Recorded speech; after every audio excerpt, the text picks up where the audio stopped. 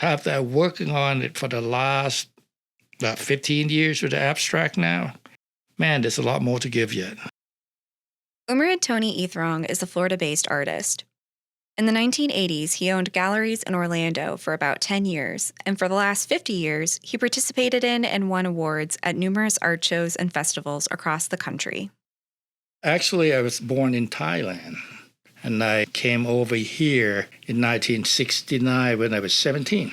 I was living in Los Angeles for about 2-3 years, and I just kind of jumped on the bus and came to Florida because I had a sister who was living over here at the time.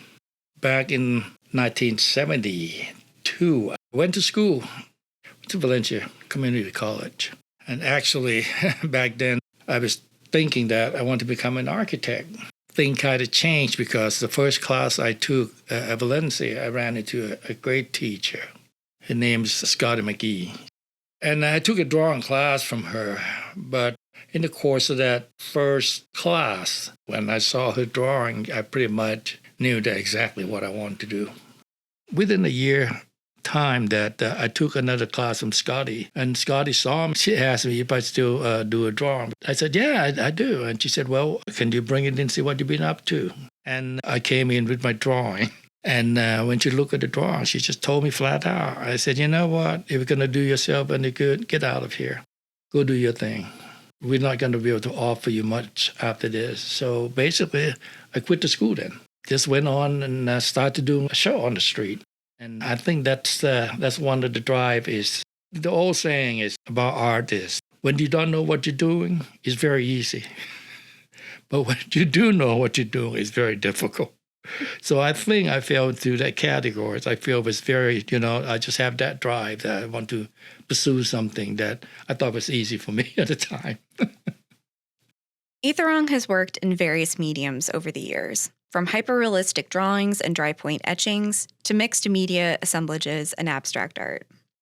The thing about when I was doing pencil drawing, I worked from photograph. I had a concept beforehand, and I would take, probably 70 photographs of what I want to do. And I just kind of go look through the sheet and then see whatever come close to what I was thinking about at the time. And that's what I would draw from. And I took some etching class and lithograph and all that, learned all this different process. But at that point in time, I want to make some kind of statement, but I don't know what, the meaning of it, so on and so forth. It was very, almost as amateur in a sense, want to make a statement. I think, what's another thing is it helping me is the language barrier. So I come try to interpret it, my drawing, I said, well, I want it to mean something. It still was very difficult to try to have that conversation, in that point. And then again, after I'd done that for a while, I just got, bored. So I started to get into the larger scale dry brush drawing. The scale is very large, but yet the texture on the piece is no longer this polished looking texture like a photograph. It become very distorted. That one is my firstborn son named Benjamin. It was the 3-color stone lithograph. The idea of looking at this peaceful child here, and then again, it's just kind of morbid. You're looking at it, you don't know it's just his head sitting there by itself, a body or whatsoever, but yet he's so peaceful. But in his mind, all that line drawing just the children would have done. There's just kind of so many things in their mind, to think about even when he's dreaming. At that point in their life, I'm sure he can't make any sense out of the dream anyway. Sure enough, I got bored again and started working on the mixed media process. When I do the mixed media, first of all, I really don't look for the object. I let the object look for me. So I do a lot of shopping. I walk through the places, and then something just caught my eye, and I don't know whatever it is. There's a reason for it. I pick it up and bring it home. I got probably 1,000 of those objects sitting in my studio right now. And, when you start working on the placement of the object, the meaning of the object itself, the relationship between one object to the other. So that's what it is similar to, almost like the placement of the color.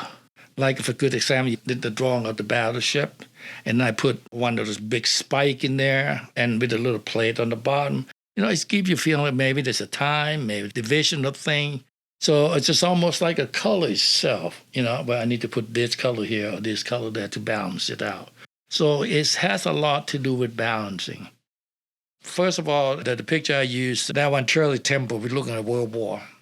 We always, have that idea of innocent, but yet definitely it's not. Everything else happened around him. And I try to use an object in there, have something to do with home goods and family feeling.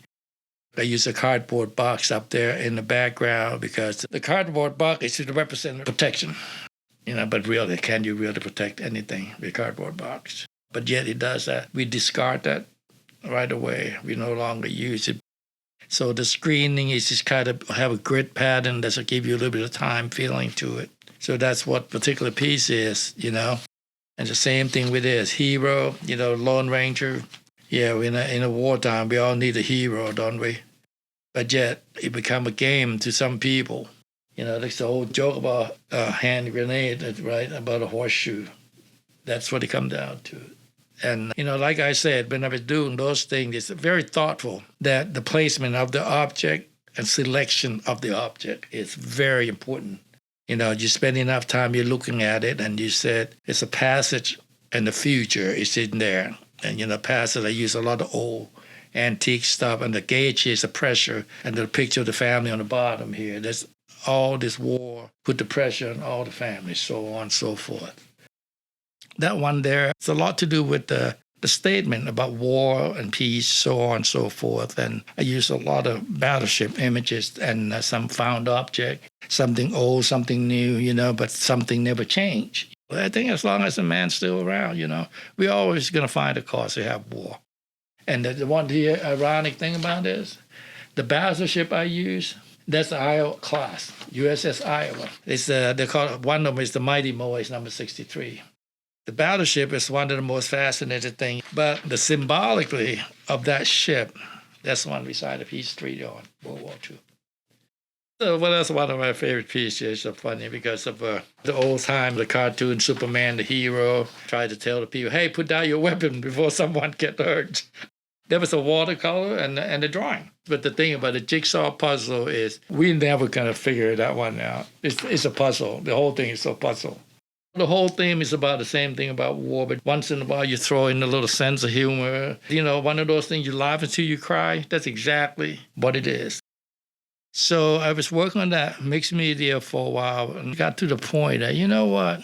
How many people really care out there to see this, to try to understand this? Some people think, well, man, Tony's really in a dark mode. I'm not really that kind of person at all. But I got to that point, I said, you know what? I got to get out of this. Start out as a figurative thing. It got to the point, it's become too personal. When it become too personal, nobody else cared. So that's why I think it shifted to statement-oriented. When I do the battleship, so on and so forth, that more universal to it, about war and peace and so on and so forth. And now come to the color, because what I think, my work, you're looking at all this color, make you happy. I think that's where I'm at with it. Just have that sense of being happy for once, After working on it for the last about 15 years with the abstract now, man, there's a lot more to give yet. And it make me realize that I know very little. It's no longer people believe in just, hey, I can throw some paint together, I call it, art. Now there's a lot more to it. I'm still learning. I don't think I will understand it to the end of time. So that's the reason why I'm still making it today.